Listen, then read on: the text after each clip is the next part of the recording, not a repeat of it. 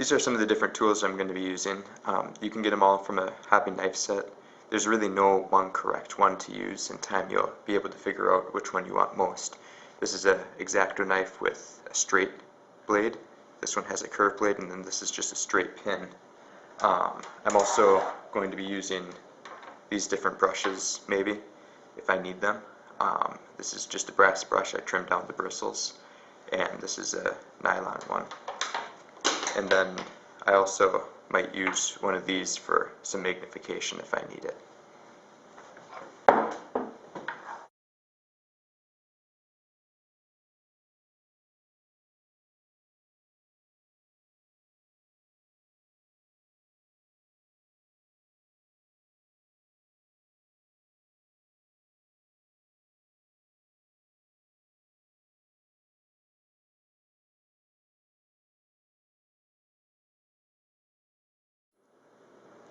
Now what I'm going to do before I actually start is I'm going to look at the design of the coin.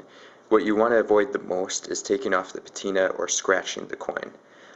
So if you know the design, it really helps so that you know where all the little pieces of metal sticking up are. So I can see here there's a head and a legend going around, and there's also a scepter coming out off the back. So I'm going to want to be careful when I'm cleaning out this field to not nick the scepter. On the reverse side there's a shield, and then this is victory, and I need to watch out for the wings and this little tip of the galley prow.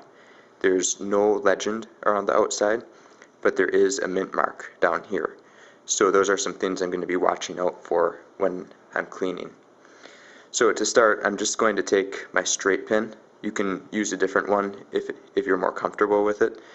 And I'm going to just go in little circles and start working on clearing out these fields. And again, I'm watching out for the scepter. And I'm going to first clean out all the fields. What you don't want to do is just take it and go back and forth across the surface of the coin. That's really the easiest way you can scratch it. So I'm just going to go in really little circles and work on clearing all that out.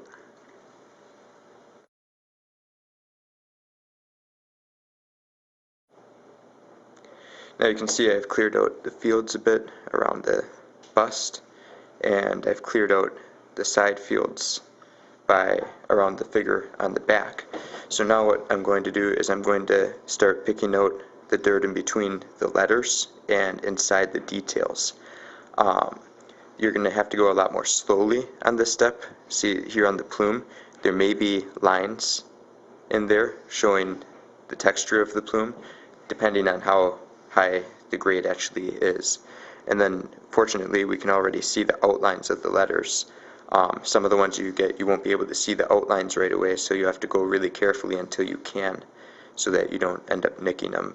So I'm just going to clean out in between the letters, and I can still go in really little circles or just really little back and forth. But I always go in circles if I can. So we'll just start picking out the details and see where we get. We'll cut off the end of that.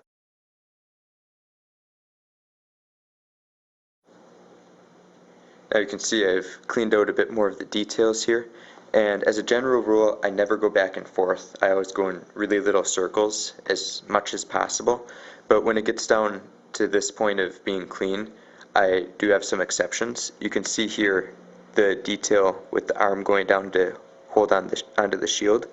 I'm going to actually go back and forth really slightly along the line of the arm to clean out some of that detail.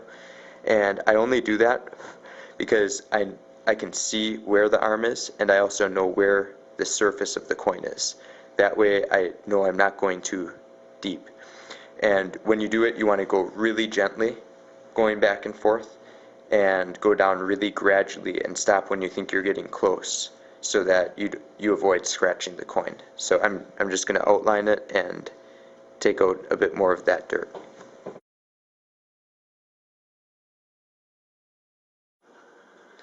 Alright, I finished clearing out the dirt from the details, and then I soaked it in distilled water for about an hour or two and gave it a quick scrub with my nylon brush just to remove any extra loose bits of dirt.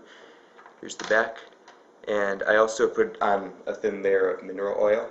Not everybody likes to do this, but I usually do it. It's an optional step. You can also use something like Renaissance wax or a microcrystalline floor wax.